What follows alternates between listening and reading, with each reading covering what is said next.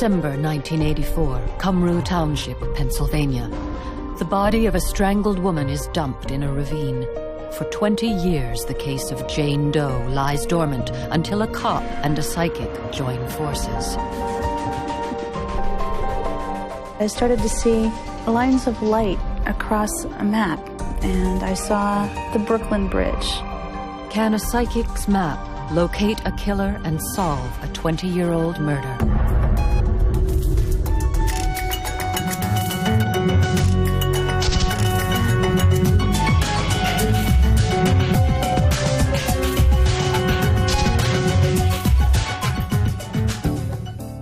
Cumru, a small township in rural Pennsylvania. The solving of the Jane Doe case began in an unorthodox way, with an inquiry into the unrelated homicide of a local man. Murder is an unusual occurrence in this community. More unusual is the fact Detective Robert Warner, for the first time in his career, is going to meet with professional psychic Lauren Thibodeau. She has been working with the dead man's family. That's why Warner is here, hoping to find some answers. I figured I'll use every tool I can to solve a crime. And at this point here, I figured I had nothing to lose, so let's go down and talk to Dr. Lauren and see. Despite his optimism, Warner is not about to go advertising the visit just yet. At that time, I didn't know how people would react, so I kept it to myself. In fact, he didn't even tell Lauren his reason for the visit. I didn't say anything about that case when I first walked in. She didn't even know I was a police officer. I walked in and sat down, and she knew I was there for a reading. And actually, Dr. Lauren asked me if I was in law enforcement and if I was a police officer, and I said yes. As Warner hadn't identified himself, there's no way Lauren could have known he was a cop. That's when she said, well, you're working on 2 cases, and one of them's very old, like put on a shelf for many years. And I was only working on 1 at the time, so I first said, no, I only have 1 case. I said, no, there's 2 cold cases here, 2. And he said something like, well, I only have this one, but keep talking. So I did. This lady's crazy. I'm here for 1 I can't solve. But yes, at first it was like, no way, but when you hear something like that, it's always on your mind now for the rest of the reading. You're picking your brain trying to figure out, what is she talking about? What is she talking about? And then I remembered this other case that we had that I wasn't even working on. And I told her I wasn't working on that, but she said that that's going to be being worked on. She actually saw that one being solved. So at that point there, I was excited. The second case that Lauren referred to was an unsolved homicide dating back to 1984. That year, as residents of the small community of Cumru Township prepared for the holidays, a body was dumped on the outskirts of town. Discovered 2 days before Christmas, the victim had been strangled and meticulously bound with rope. She was wrapped in a green army-style blanket and wrapped again in a paint-splattered drop cloth. An autopsy revealed that the woman was about 30 years old and had a history of abusing drugs. Forensic investigation, which was still in its infancy, revealed no clues to the killer's identity. With no means of identification, the victim was referred to as Jane Doe, a standard police procedure in the U.S. She was buried in a local cemetery. At the time Jane Doe was murdered, Lauren was a young woman at college living in a different state. Warner was blown away by the fact that Lauren had any inclination about the case. She's talking about the 2 cases that we have, which floored me. For her to even say that, how does she know that we have 2 cases? And one's been sitting on a shelf for 15 or 20 years. And that's when I contacted her the following day. It was in that phone conversation that I started seeing green little lights traveling across Route 78. It was as if I was looking at a map of New Jersey, New York, and eastern Pennsylvania. And as it moved across, I looked upward, sort of upward toward the Brooklyn Bridge. And I could feel, and even smell the energy of the city. And that we were dealing with, New York. Lauren was not only able to give a sense of place, she was also able to give some clue as to the killer's occupation. And I remember asking Detective Rob if one of the people that they thought it might have been could have been a truck driver, because I was shown that this was somebody who I kept seeing the side of a cab of a truck.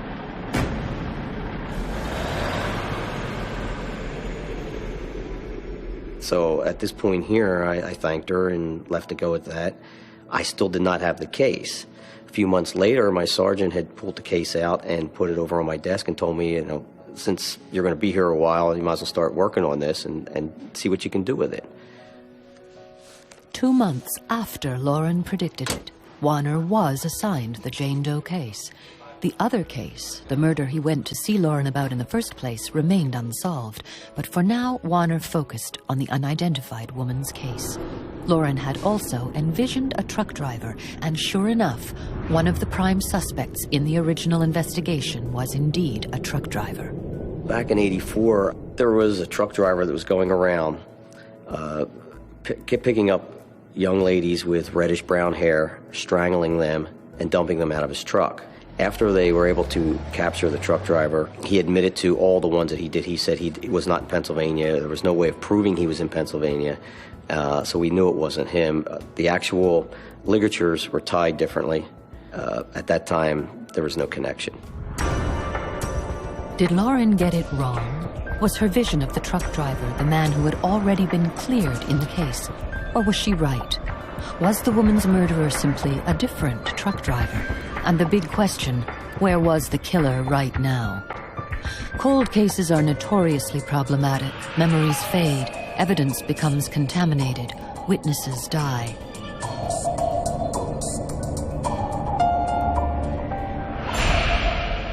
You got to understand, when the first time that this information came up, I didn't even know Jane Doe's name. Without the victim's name, there was virtually no chance of ever nailing the killer. But there was one positive to working a 20-year-old crime. Forensics technology had come a long way in the last decade. When Detective Robert Warner started investigating a local murder in Cumru Township, Pennsylvania, he never expected to be hurled back 20 years to an unsolved homicide. Professional psychic Lauren Thibodeau predicted that Warner would be working on an old, unsolved case. Now he was. The case of Jane Doe, a woman who had been strangled, tied up in a blanket, and dumped over an embankment. Basically what it was it got it fired up in me. And I think my sergeant, when I came back and told him after the reading I had the first time with Lauren about the two cases and so forth, I think it kind of all just went together. Lauren's vision of the Brooklyn Bridge clearly indicated a New York connection to the case. There was also the map highlighting Route 78, and she sensed that the murderer was a truck driver. As to how psychics see visions, they're all different. Many people see it visually, others perceive it in a telepathic, auditory way. Others get a real gut sense, they literally have a gut clench. Many people have what I call sort of a field feeling, like from the skin out. They have, the tingles or something. So there are at least 4 different ways people perceive it.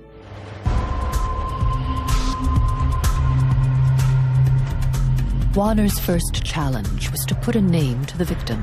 The 1984 autopsy had revealed that the woman was a drug addict. 20 years on, could this help the police find her real identity? Warner reckoned there was a reasonable chance that she had a criminal record. If that was the case, her fingerprints would be on file. AFIS is the national database of all criminal fingerprints. It didn't exist when the woman was murdered in 1984. Warner submitted her fingerprints, and sure enough, she had been arrested on a minor drug offense.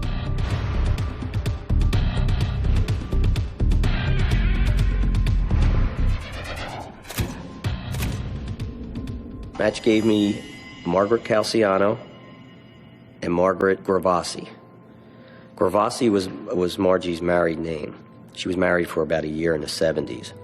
So with those two names at that point, I have a computer system where I can go in and I can type in the names in the certain states. And I typed in Brooklyn, New York, and typed in her married name, and I didn't come up with anything. I come up with a few Gravasis. I tried calling, and no one knew Margie at that point. So then I took her maiden name, which was Calciano, entered that in to my system, and came up with probably 250 names in Brooklyn. And the first name I called was her mother. He says, do you have a daughter named Margaret? I says, yes. I said, who's calling? And he says, I'm a detective from Pennsylvania. And he says, I hate to tell you this, Miss Calciano, but we found your daughter in 1984. And I says, okay. I says, what do you mean found her? He says, well, she was murdered. For 20 long years, Joan Calciano lived the fear and dread only a mother can comprehend. The sheer horror of never knowing if her daughter was alive or dead. Now, finally, the wait was over. It was a relief because at least I knew, I knew in my heart she wasn't alive, but I didn't know where she was. And a lot of things go through a mother's mind, and I just thank God she was cut up and never been found, or buried and never been found, and, just so many things went through my mind. But, I miss her, She was such a beautiful girl. She could have had anything in life. Yeah, but that was it. Here's a woman who lost her daughter 20 years ago, and she said the last time she saw her was December 19th, 1984, and she got into an argument with her, slapped her on the face, and she ran out the door, and that was the last she saw her. And it haunted her ever since that was the way her and her daughter split.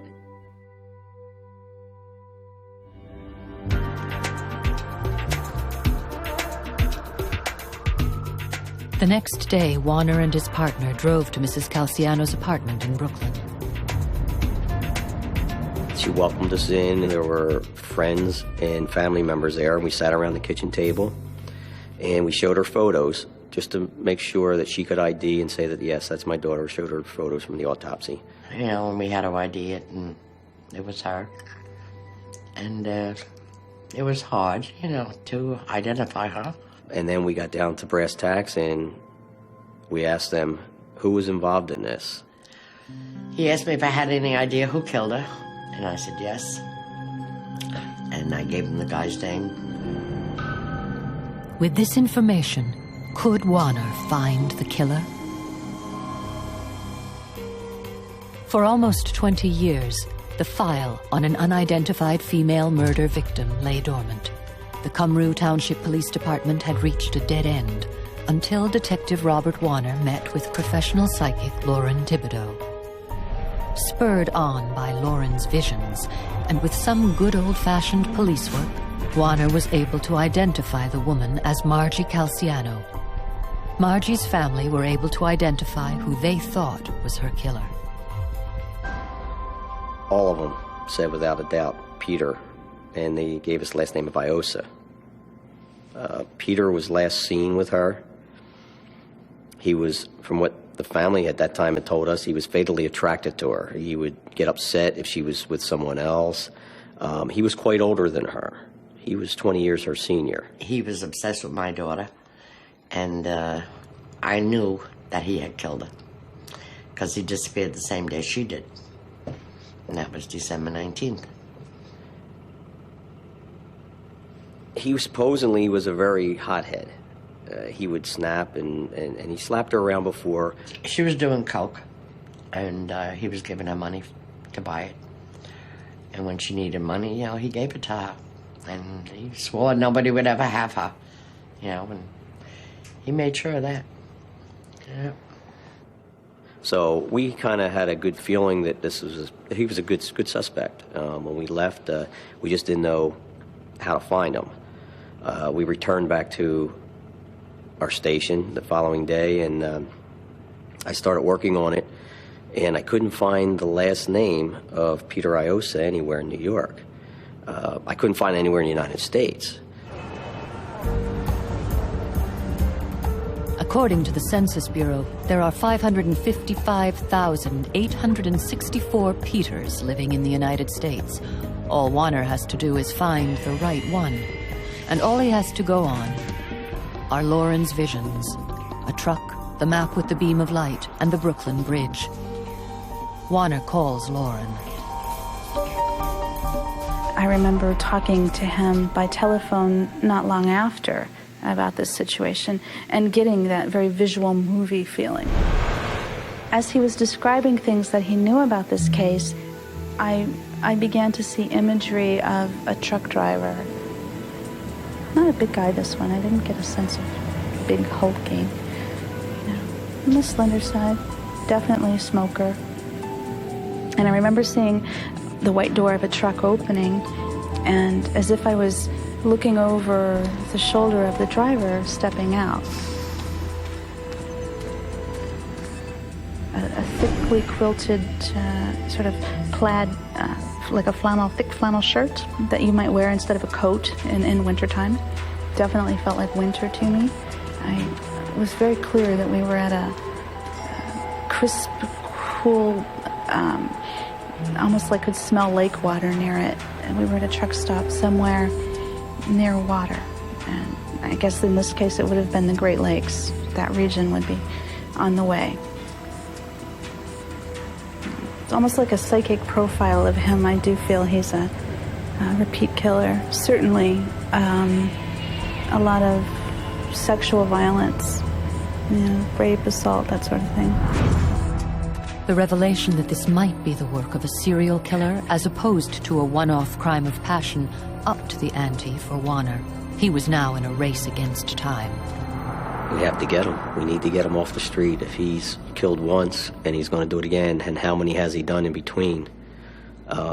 It's like any law enforcement officer, anyone actually, that you want to get this guy off the road, off the streets. He's a danger. There's not a female around that's safe as long as he's out there. In an attempt to get Pete's last name, Warner phoned Joe Drezek, an ex-boyfriend of Margie. And he said that he didn't know the name, but he knew that Pete had filed a complaint against him one time, and that the police may have it on record if they'll find it from way back then. So at that time, I contacted New York PD, gave them the information that I had, and they were able to come up with a report and fax it to me in a couple of days, and it came back with Peter Williams. Warner used Williams' social security number to track the fugitive. He discovered Williams was drawing welfare checks in Milwaukee, and he had been a truck driver, just as Lauren had predicted. One of his main routes had been Brooklyn to Wisconsin, which would have taken him past the Great Lakes. Once again, Lauren's visions proved to be uncannily accurate. With Lauren's help, Warner has gotten this far. He has a name, Peter Williams, and a face. But has he got the hard evidence needed to convict the man he believes murdered Margie Calciano?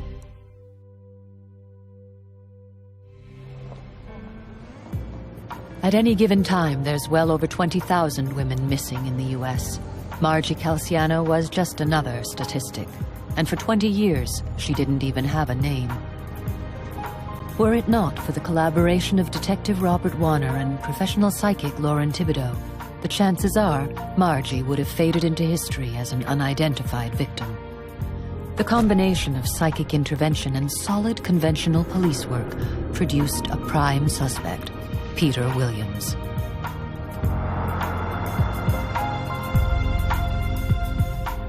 When I first met Pete and I walked up to him, I advised him who I was and the reason why I wanted to talk to him, and the blood drained from his face. You could see him just literally turn white. He was just pale and became quite nervous. He said the last time he saw Margaret took her to a methadone clinic, and she got out of the car and that was the last he saw her. And he said he washed his hands of her. And those words, when he said I washed my hands of her, made the hair on the back of my neck stand up. He said he didn't deny it being intimate with her, but what he did deny was killing her. Warner needed more than suspicion to nail Williams. He needed hard evidence, and he had it. When he took on the case, all the evidence was resubmitted back to the lab. Improved forensics technology revealed a single hair embedded in the army blanket used to wrap Margie. To prove it belonged to Williams, he needed to get a DNA sample. He felt like he had that licked because he wasn't denying having sex with her. What he was denying was killing her. So he was willing to give us the DNA samples. He didn't know we had the hair at that point. And after the fact,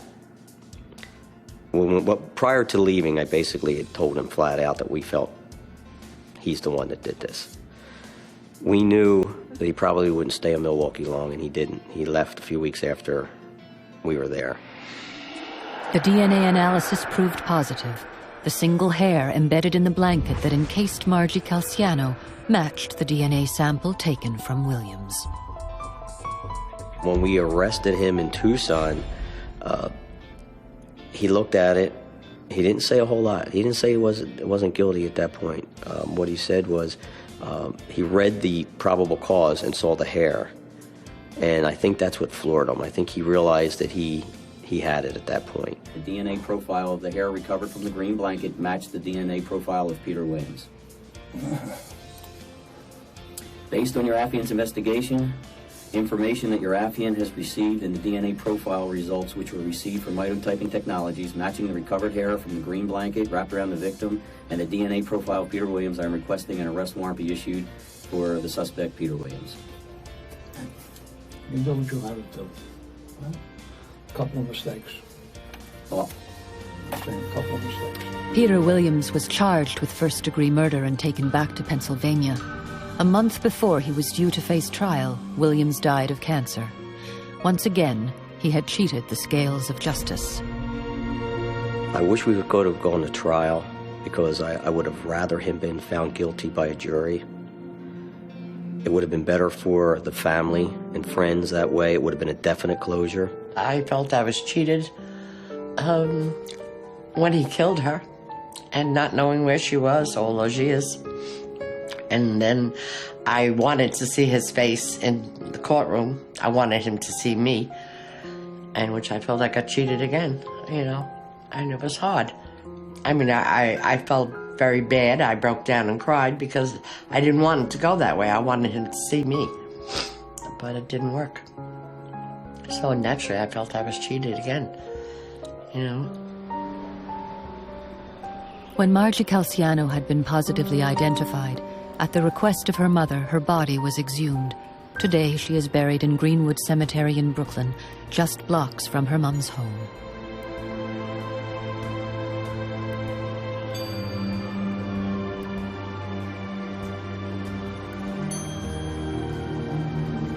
And it was funny because when we were up in Brooklyn, we're sitting, and I'm looking at the Brooklyn Bridge, and that's when it dawned on me, and I started thinking about all the things that Dr. Lauren told me that fit.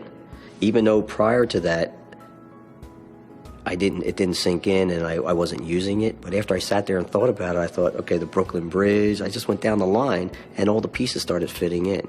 I think where people get stuck is that it's psychic and it must be somehow bigger or more magical than something else, and it's not. It's just a different way of getting information. You'll get bits and pieces of information. It's all fragmented.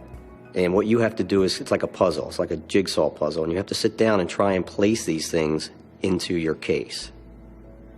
Once you sit down and you can pop in all the pieces, you'll solve your crime. I would say the best attitude for success is one of very practical, if this can help me solve a case, I'll use it, right? It should be seen as a tool, not as a solution to a case. Psychics do not solve the crimes. The police do that. Where we have help, I think, is sorting out the wheat from the chaff. Would we have solved the case if I didn't go to Dr. Lauren? It's kind of strange how things work. It's like it's meant to be, you know? It's like things happen for a reason. Every suspect is innocent until proven guilty. Because Williams died before going to trial, nobody can say for certain if Peter Williams killed Margie Calciano. And there's another twist to the story. Again, because there was no trial, authorities are not allowed to submit Williams' DNA to the national database. So other police officers trying to solve other cold cases will never be able to cross-check Williams as a suspect. So we may never know for certain if and how many times he killed.